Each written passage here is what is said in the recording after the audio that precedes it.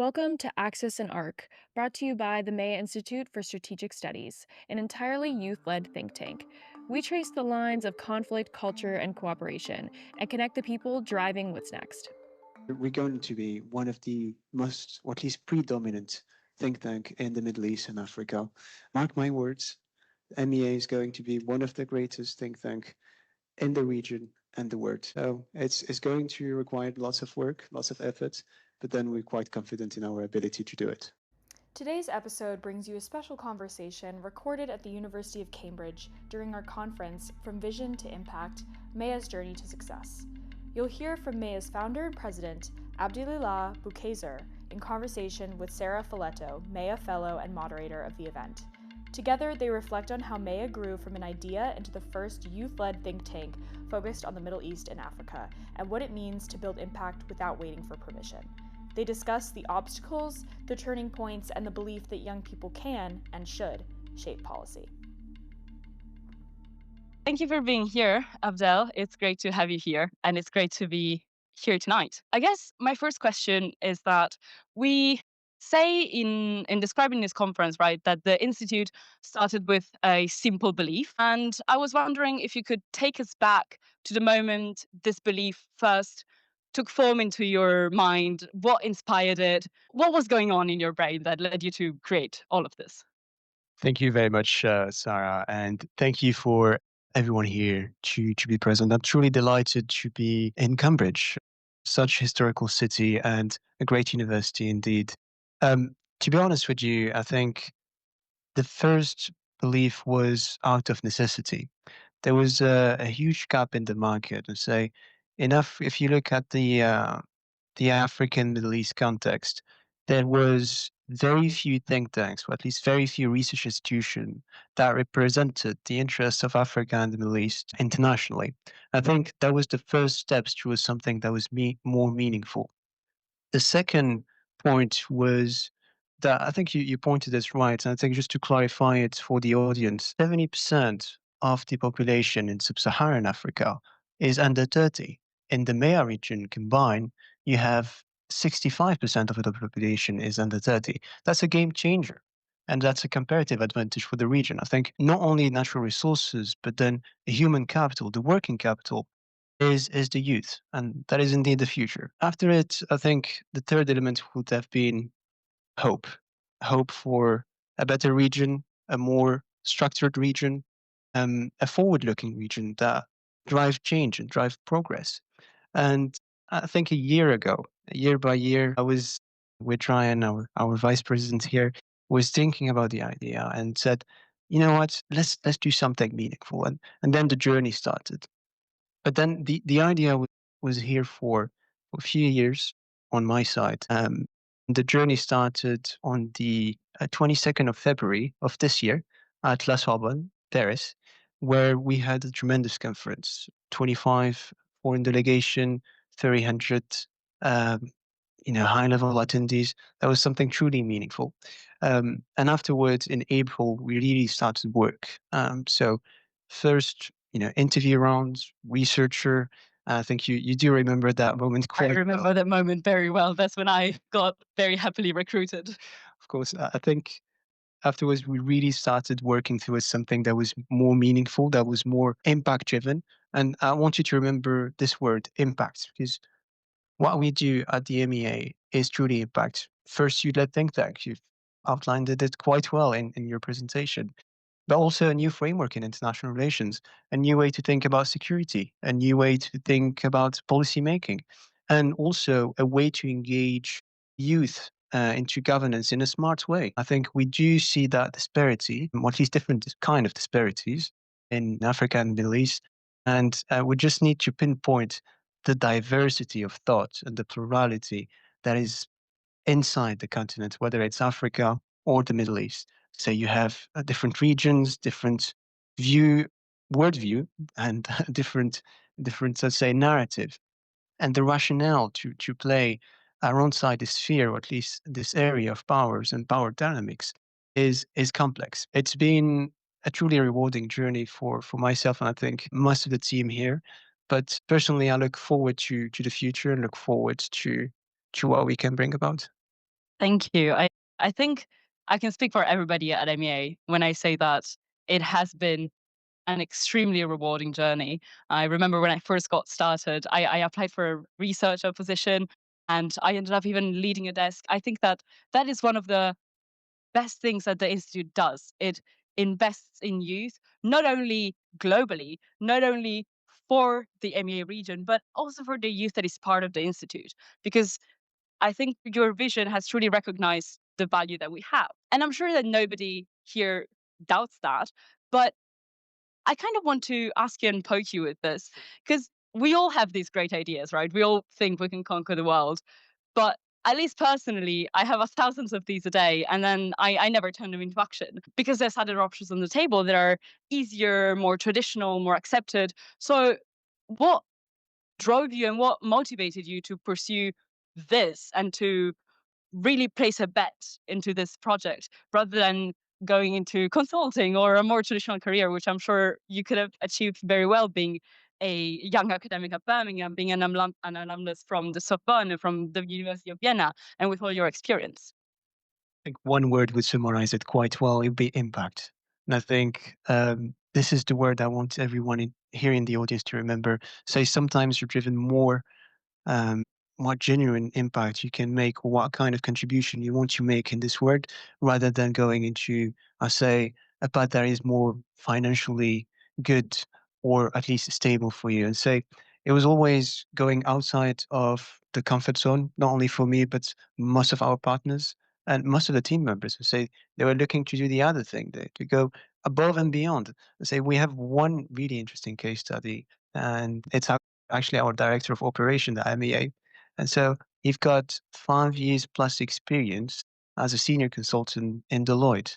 And well, he told me the story during his interview where he said, you know, Abdel, sometimes I want to pursue and drive meaningful change in my own ability, you know, how I can build something that is genuine and that is long term. And so he dropped out from Deloitte to join the institute. And I think that's some of the examples that we have. We have actually many of them. Genevieve, actually, from South Africa, um, built up her experience from uh, analyst, senior analyst to director, and now she's sitting at the executive board. So you're seeing this pattern. Say there's other people that are looking for impact. They're looking for I said genuine change, and also they've seen and embraced that vision. And that's something that we've been able to do across the 5 continents. And say we have the brightest minds on the planet, people from the Americas, Europe, Africa, the Middle East, and even Asia, all working for the MEA region. And that's something truly, I mean, every time I think about it personally, I feel privileged, blessed, and also it gives me hope to the future. But then, you know, in every step in your professional career, one needs to see beyond himself or herself. And I think this is an important element.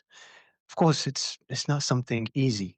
It's not something easy to do. And in terms of work, you need to require, or at least this will require you to go above and beyond of your own, say, mental and physical capacities. And I remember quite well in the very early beginnings of the institute where we were doing sleepless night. We were doing things that, you know, people can't imagine really. Say it required a certain level of focus, of maturity, and also I think it just gives you a perspective where, sure, I think it's seeking and going outside of your comfort zone. But I think one of the triggers that really enabled me to pursue that path was since a very young age, I knew what I wanted to do. One was my, say, kind of sports career, which, well, it's kind of be aside, but then the other one was always to make people happy. And in a sense where I think it gave me the ability to pursue my dream, but also contribute and give back to the community. That is truly inspiring. I think I know the story about his sports career, and you'll have to hear it eventually, I think. But you've mentioned sleepless nights, you've mentioned putting in so much work at the beginning, which they haven't stopped doing, by the way, even if it's no longer the very beginning. But I guess I would like to know a bit more about how in this journey from vision to success. What what was the greatest challenge, and maybe the most unexpected challenge that you had to face, and how did you overcome it? I say one interesting thing in the beginning was to get people believing in what you're doing and what kind of vision you want to go into. Say in the very beginning, I was actually the first day was a year ago where I met personally Ryan in Paris randomly. I say, "Are you interested into doing this and this and this? This is what we can do. These are the opportunities." And the most difficult thing is not to build it. I think this is a sustained effort, but most of the time, the energy goes into convincing people, creating and building consensus. And I really underline on that word consensus. Building consensus among people is something really challenging to do. And on my side, I think as soon as we had the funding team, it went smoothly. And so in terms of operations, we've moved from slightly over 9, 10 people in the beginning to now a community of 80 plus people across the world. Wow. And that's indeed something still tough to do. Say you have different time zones, you have different things to navigate, and also different sensitivities because you're really picking into very sensitive topics. Say what's happening in the Middle East, what's happening in the Sahel, in Sudan right now. So you need to be careful about how you navigate these things, and also. I think this is something really important to underline. You need to be able to work with everyone wherever the faith, wherever say the different you have different values and different faith within the team. And the region, the MEA region represents that diversity. And so from day one, we've been able to work with different stakeholders, whether internally within the team and externally. And I think that was one of the main elements of the success of the Institute being able to build consensus, engage with all parties, and also make sure that we have impact on our research and on the ground. That is very true. I think that the international nature of the institute is one of its greatest strengths, but it is an undeniable challenge at times. But I think the breadth of perspectives that we have is really what enables us to be so great. And you've mentioned that the institute engages with all stakeholders. Um, can you give us an example of what partners the institute has had recently, what projects you've taken on? Sure. I think one of the most relevant examples was our reparation report, the MEA AUC reparation reports, where we've submitted, I think, one of the best policy reports to the African Union I agree. Commission. I think that was some tremendous work that was put in from the team, and so one of the recommendation, I think. If we go into that specific research, it was about reparation, and so we looked at reparation on different lens. And so you had, of course, the historical background, also the philosophical concept of a museum itself. And so when you talk about reparation, you talk also about museums and stuff. But also we've added a financial element where one of the key proposition of that policy report was an endowment fund for the African Union. And so we created an investment vehicle for the return of those artifacts that are in Europe. So Paris, London, Rome, Berlin, Brussels, to be channeled in this endowment fund, create dividends, and then those dividends will fund other youth programs. And so this is some of the ways, some smart ways to think about reparation. It's not only about giving back, but also being able to have sustainable returns and something that is long term, generally impactful to the region and for its people. Thank you. I think that is a great example of what we are doing at the MEA Institute and what we're trying to talk about here tonight. That's a great example of how to reform a narrative that has been controlled by traditions and colonial legacies and those big boys in the big rooms that I was mentioning earlier. I guess on the theme of reforming narratives, right? There's a major breadth of misunderstandings regarding the MEA region. I think sadly we're still stuck in a lot of old frameworks in both academia and policy and public conceptions. What do you think is the biggest misconception in this sense? If you had to single out one, I know it's difficult, but I have to challenge you. Interesting question, but I'd like to channel it back into some of the historical background and say why, why MEA, why Middle East and Africa. Let's say that there's different variables involved in it. I'd like to provide a bit of historical background, so I say the rationale could be seen and understood in the right way. So both regions have been connected since biblical times, shared values, shared heritage, history sometimes, but also a shared interest.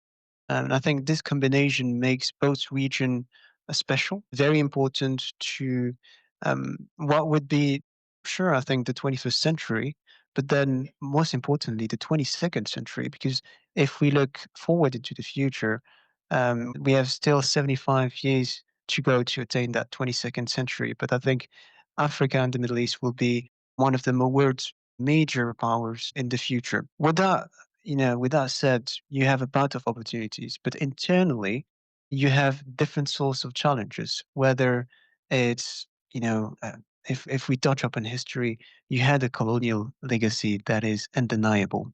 And so the concept of a nation state itself is also problematic because you have a continent or a region that have different governing style that doesn't necessarily, the Western side doesn't necessarily match with what people used to have.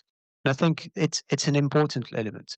One of the things as well, not only in governance, but the way, or at least the way the region perceive the word.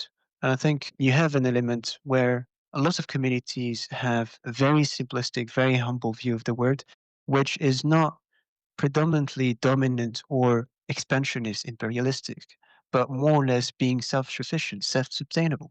And so you have an approach to security, an approach to prosperity that is different from what we have here in Europe. And I think diversity plays a lot, history plays a lot. But to come back into your question, I think one of the most prominent challenges that the region face will be governance. And so this generation will all be about good governance, will be how we can find the ways and means to make sure that the right people are in the right position, not to change, not to inflict change, but then to have impact. And say the moment that we think of change, which is, it's a big word to say change. But I think if we narrow down our perspective into having impact into what we do, we'll be able to attain much more far superior results than we'll have when we say change. And so, therefore, to have change, you need impact. And I think you have this element, sure. But if you go back into some of the challenges that I see personally happening in the region, say there is a lack of consensus that could be mentioned. There is a lack of infrastructure in terms of, um, well, if we talk about AI, data centers, a lot could be drawn out. I think one of the most important thing will be consensus, being able to create consensus to create more integration, but also to make sure that there is a sustainable future to both regions and say, getting consensus done, and then afterwards working towards policies that are actually impactful. Absolutely. Absolutely. You've touched upon how this is all about good governance eventually. And you've also mentioned that, you know, youth needs to step it up. And we will be defining who is in governance, what they do, if we manage to build that consensus, right? We are seeing the beginning of that throughout the world. We're seeing Gen Z and youth overall rising up, taking to the streets to reclaim that space. We've seen protests in Nepal, but also in Morocco, Madagascar. This is happening massively in a region. We've had Forbes recently has highlighted in particular that in the Middle East, the Gen Z is reforming leadership in the region. So I guess my question to you is what are the key opportunities of this in practice? What steps do you think youth needs to take to go from, let's say, the streets to the actual governing halls? And what risks are there along the way? What could be the pitfalls in this process? I think the first perspective to start with, and I think that's the rationale driven by the EU today. You're either you're a policymaker or a policy taker. And starting from this perspective, you draw the line and you see a pattern. You've talked about Nepal, Indonesia, Madagascar, Morocco, Peru. And so it's not only a regional trend, but it's a trend that we're seeing through global south, and that inflicts a fight for good governance. Um, no, in terms of policy in the short term, I think this will have consequences in the short term. But then I think um, for most of the region, most of the countries, we'll see a transition.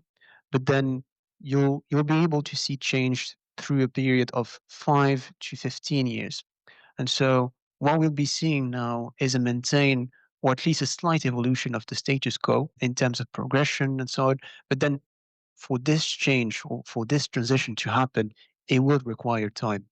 So 5 to 15 years seems a lot for a human life, but then country-wise, it's nothing. It's peanuts, and therefore, one of the pitfalls that may see, I think that there is a foreign intervention, I say element here, and it's an important variable. There may be, if we think about regime change or change in government through all other means, say people may drive or may think they're doing the right thing, but then it could be the opposite. And say sometimes you need to be careful on how you see things, how you're doing it, but also I say as soon as you have structured movement that is genuine and that is here for impact, you will have all the factors, all the elements for it to succeed. If you don't have certain elements aligned, there will be, I'd say, a backward trend that could be observed.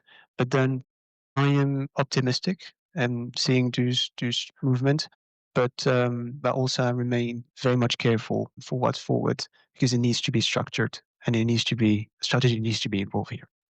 Absolutely. I guess it's all about consensus once again, right? And organization. And I think to some degree it's also not only about consensus within the movements, but across the continent. You've touched upon some of the limits of nation states as we know them. I mean, at the end of the day, nation states were designed in the 17th century to answer to a European problem. So I guess what are they doing outside of Europe? We wonder sometimes. And we see that a lot these days with issues that go way beyond the sphere and the capacity of nation states to handle them, from displacement crisis to global jihadist movements to illegal trade flows, human trafficking to mobility issues. I guess what alternatives are there? Are there any alternatives in your view? How can this situation be improved? It's uh, if the questions go into the style of governance, I think if it is the case, I think historically speaking, there was alternatives that were here. So in the Islamic world, you have something called Majlis al-Shura, which means actually it's kind of a house of lords or a senate's floor where some of the sheikh or at least people that have some certain wisdoms go sit at the table and then decide and create consensus on what's best for society. So you have that tribal system. In, for example, West Africa and East Africa, you have a different style of governance. And so you have tribes organizing themselves, very religious, very conservative. This will depend, but there is no good or bad style of governance. There is if the system is efficient for the people, I think this is what should be undertake. But I think we'll still see the nation state, that this will remain. It's a legacy. It's not something that could be changed. There could be reform into government to at least adapt policy making, or at least try to fit certain element of policy making into certain tribe, into certain places. We know that, for example, in very rural areas in the Sahara, North Africa, for example, the concept of nation state doesn't exist. Right. And so you have the Tuareg, certain nomad tribes that have their own style of governance. Say the law itself doesn't apply to them. And it may be shocking to hear, but then they work completely fine and they have their own governing system. that work directly with the nation state itself. So we're seeing this kind of collaboration between certain tribes, between certain communities, and the state itself. I think this could be a solution to find, or at least resolve certain conflicts and challenges. If we take the case of the Sahel, you have six major tribes that can be traced to a chief tribe, and that chief have a control. And they meet every year in Timimun, in a city in Algeria. And so they have different rendezvous together every year to discuss issues and say, how do we make sure that we organize ourselves for trade? How we can resolve a conflict in the Sahel, notably in northern Mali, in Niger, in Chad.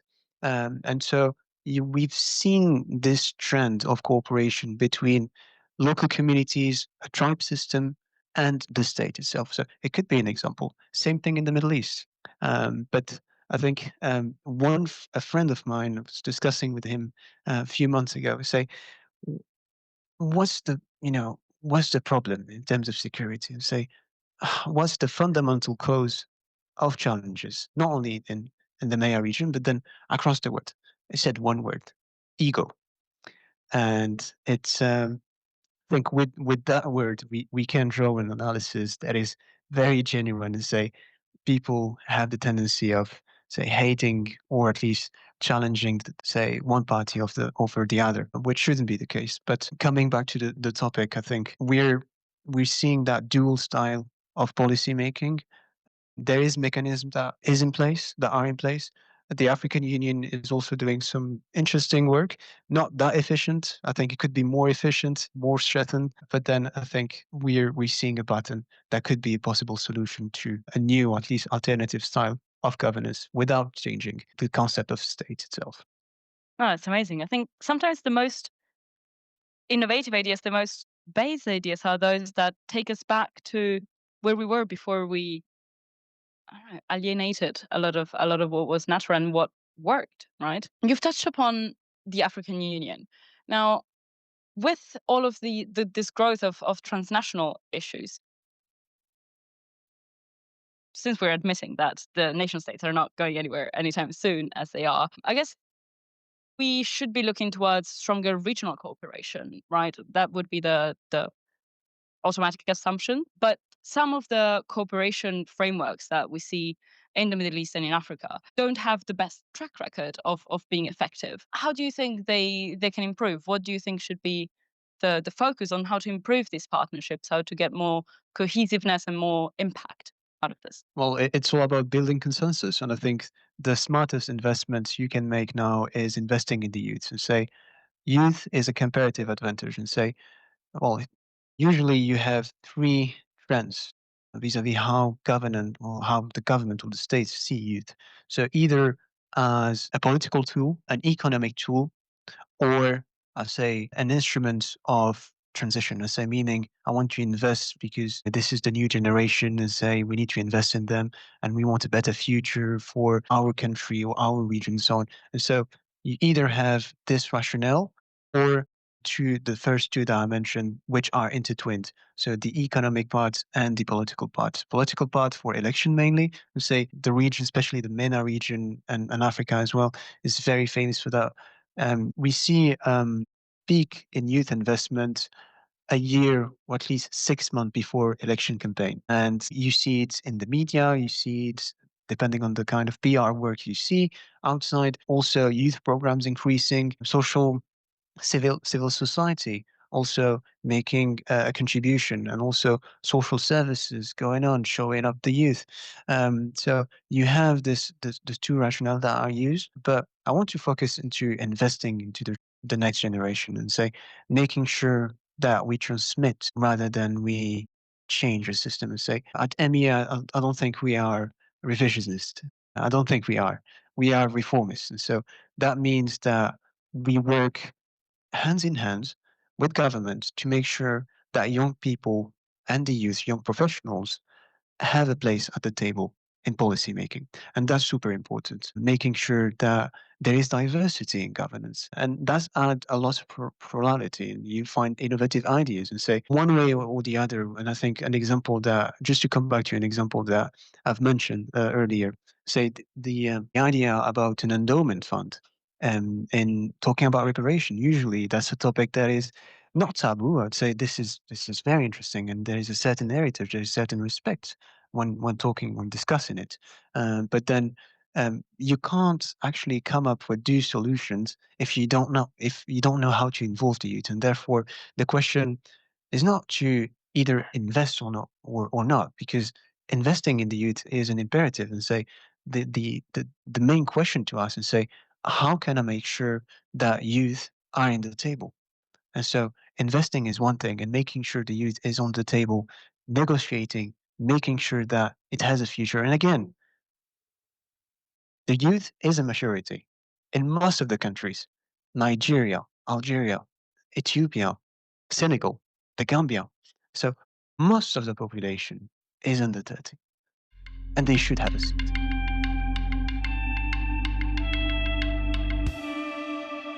You've mentioned again the endowment. I think this is a really interesting concept because this gives a little bit of more concreteness, right, to this idea of investment.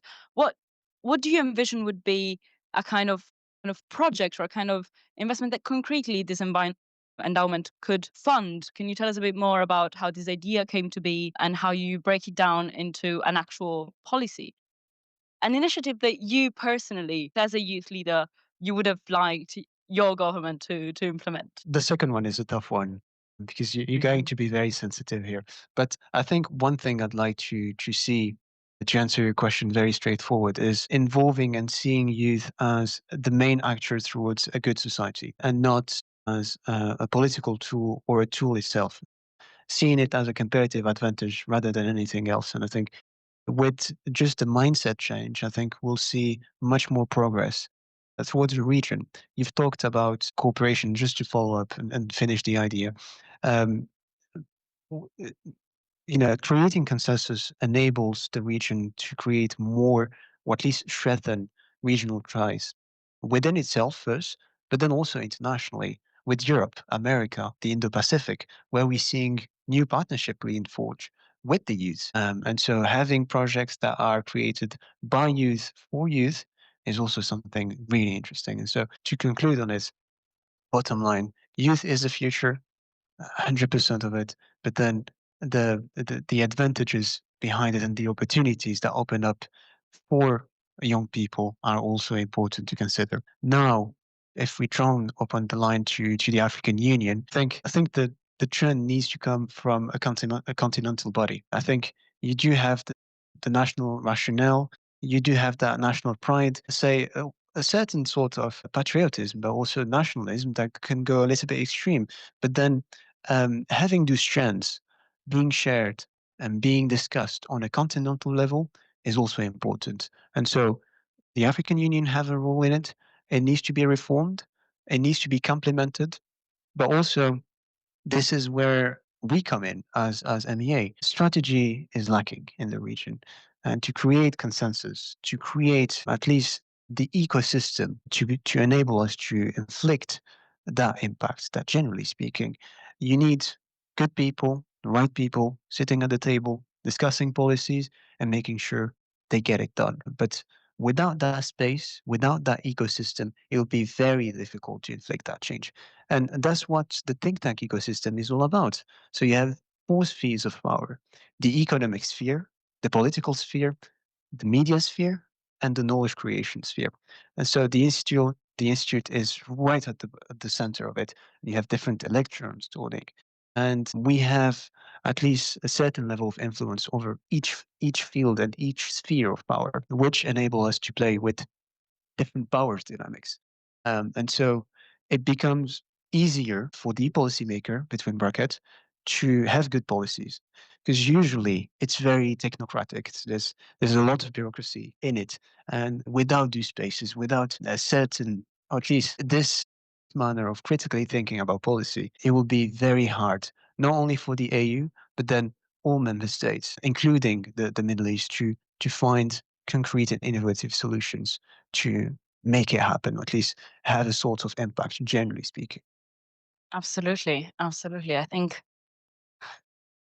that was a very comprehensive answer. I think I wish I had gotten that in one of my lecture at some point. At some point, I Thank you. think no, it's great, and I think this is one of the big values of what we do. We take that knowledge creation into our own hands, but still somehow there's often a little bit of a gap. Many youth organizations who have gorgeous ideas and create beautiful knowledge, and that just doesn't get recognized. How I guess because the institute has reached some amazing successes, right? We've gotten to the African Union. We're engaged with policymakers. We have some very exciting trips upcoming that, if you want to share, I'm sure that would be great news. How do you bridge that gap? How do you make sure kind of you're taking seriously that? And you can speak about this on both an institutional level and on a personal level as a young person who's in this big rooms. How do you do that? Well, it's all about creating that ecosystem that would enable us, or at least would have a certain impact into different groups, talking about governments, stakeholders, young people. And so it's all about getting people into the table and understanding that together we go far. Alone, we may go fast, but then together we go far. And I I'm think going to be stealing that quote, by the way. and to be honest with you, frankly, the idea of a think tank itself is to gather policymakers, is to gather business leaders, young people, and make sure that after certain meetings, after roundtables, after conferences like ours, we come up with concrete solution that would deliver to the region, whether locally or internationally. One thing that we need to understand also, and I said this earlier, we're not revisionists, we're reformist. And understanding that, especially I said this to our international stakeholders. So if you lose 20% of market share in X area, you'll gain 20% of market share using our methodology, a win-win approach through cooperation, a different lens into seeing, say, whether or doing trade, business, or any kind of involvement. And so we need to see and we need to think differently, whether from a foreign perspective or a local perspective, an MEA perspective. And that's the key idea we want to share, is that for it to happen, there needs to be a certain level of awareness, but also consensus. And then also, again, important word, um, for it to happen. But it's all about getting people from everywhere, all stakeholders, into the table, having dialogue, and making sure that the deliverables are genuinely for the greater good of the region. That's amazing. And I guess once you start having successes and once you show that you can do it, the journey is exponential. The sky's the limit, right? Here's something worth your time if you want to keep up with policy and what's driving change. Strategic Insights is MEA's free newsletter for emerging leaders and professionals who want to stay informed about the trends shaping diplomacy, security, and innovation in the Middle East and Africa. Each edition offers clear analysis and practical takeaways to help you cut through the noise and engage more deeply with the issues that matter. Just hit the link in our show notes or find us on LinkedIn at Strategic Insights by MEA. Thanks for tuning in, and now let's return to the conversation.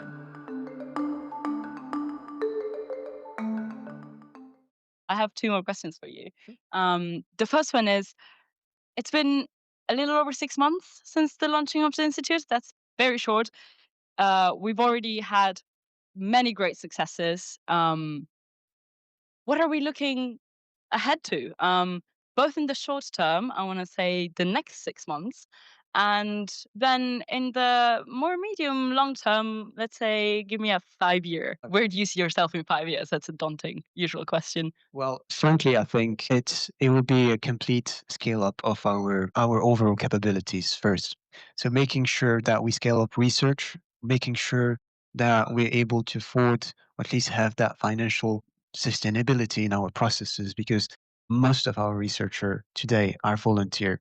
We take a lot of people, lots of researcher from across the world, to do interesting and genuine work. I said this to our team the other day. Say it's good to have an essay written about Kenya to deliver to your university assignments, but then and I'll better prefer sending it to the African Union to be implemented. And so there's a huge difference for researcher, young academics, what I want to call them, um, between university work and also the work they can do generally being involved with us. So it's a dual opportunity and it's a dual relationship, one not only of an employee, but then a true partner. And that's how we see our team members at the Institute as genuine team members, sure, but also genuine partners. Now, um, how do I see personally the institute in the coming months and few years? I think there will be lots of travel, lots of engagement, much more reports, much more. I think a sustained effort to build greater partnerships. We're really in close consultation with the African Union to have our first MOU submitted and hopefully soon signed in Addis Ababa. In 2 weeks from now, we're going to the UN high level meeting in New York. So if any one of you wants to is going to be around New York, please come say hi. But the agenda is looking packed. In mid-December, we have a conference at the Algerian Senate, and hopefully between March and April, we'll have our first conference in the GCC. So it will be in Abu Dhabi in cooperation with the government of the government over there. But much more partnerships, much more impacts, and I say a renewed vision and commitment towards the region. A great willingness to work with all parties, whether locally and internationally, towards something that is more meaningful, that is prosperous, and that is win-win. But I think on a technical level, there's lots to talk about. I think Ryan will be more confident and more, I think, performance to talk about it than me. But yeah, I think in a nutshell, that's how we see ourselves. And to conclude, I think we're going to be one of the most, or at least predominant, think tank in the Middle East and Africa. Mark my words, MEA is going to be one of the greatest think tank in the region and the world. So it's going to require lots of work, lots of effort, but then we're quite confident in our ability to do it. Oh, that's amazing. I'm also quite confident, and my passport is ready, so I'm ready to travel at your word. Just one last question, if I may. What personal advice would you give to somebody who also has these kinds of ideas, who wants to be a youth leader, who has so much potential, but maybe doesn't know where to start? I surely didn't know a few years ago what to do. Engagement. So engage, try as much as you can. I think I generally mean this and say trying something to, or at least trying to build something is difficult. It's going to be challenging. It's going to require a certain level of energy and contribution from your side. But I think have faith, engage, and do, or at least try at your best of your ability to not only have change but then have impact. One of the things I would advise is I I personally usually do this and come from a sports background, so I'd like to challenge myself on a personal level and say trying different things would enable me at a younger age, have enable me personally to move towards at least a better person. I'm still evolving and starting with the perspective that you don't forcefully know everything, but then that you know nothing. Open doors. And then the more you know, the more that you understand that you don't know much. And I think that's a good perspective and say learning, getting educated into different fields, being able to at least take from a bit from the economics, a bit from politics, a bit from law, a bit from medicine, sociology, philosophy. And I think this would give you the intellectual capability to at least direct yourself and direct a career. But one thing that I would advise is try, and have faith in the journey. Those are some inspiring words to close on. Um, I guess we can open it up for a few questions. If anybody in the audience has something they would like to know more from Abdel. What is something that you value about the institute? And if I was to give you a magic wand as of now, what is something you change about the institute? I think that the number one priority, the institute is only the tool. What really matters is the people. And what we're doing is investing into young people, young professionals, to give them a chance, to provide them with different opportunities, whether through conferences, learning, soft learning, or through giving them a chance to be in the table of negotiation with policymakers. I think there's always this element where you need to put the team forward always. The team always comes first. And one of my drives at the institute was to see inspiring people and profiles going above and beyond to make our work at the institute happen. And that was truly inspiring for me. And this is why it was always a personal commitment to say, and investing in my team was the top priority. And I encourage everyone, if you have whether a business or a society or you're a community actor, invest in the people. That's the most important thing. Inspire them and make sure that you have genuine impact. For what I would like to see change within the institute, I think that's a good question. I think, well, evolution institutionally speaking, comes by itself. It's a natural process. And so you're going to have different peaks, ups and downs, and change will come by itself. It's something that is automatically inflicted into the journey. And therefore, understanding your own capabilities, but also being able to collect feedback, implement it, and make sure that everyone is aligned, that's also change.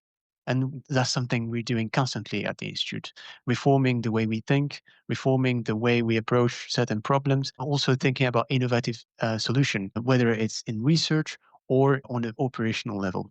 I'll give you something. We went that far that we created our own human resources management system. It's called the ATS, and we built it by ourselves. We've also created a knowledge hub internally without any resources. We found out that we could, say, technically operate at different level. And so everything that is repeatable could be quantified, put into the algorithm, and then translated into action points. And that's something we've created our whole algorithm at the institute, and then that's something that you could label change. But definitely, I would say that's something that comes naturally every time. Thank you very much. Thank you for listening to Axis and Arc, a production of the MEA Institute for Strategic Studies. At MEA, we're committed to fresh perspectives and practical insights on diplomacy, security, and innovation across the Middle East and Africa. If you enjoyed this conversation, please follow, rate, and share this podcast. And don't forget to subscribe to our Strategic Insights newsletter for more analysis straight to your inbox. You can find all the details and more ways to connect with us in the show notes. Until next time, stay informed, stay engaged.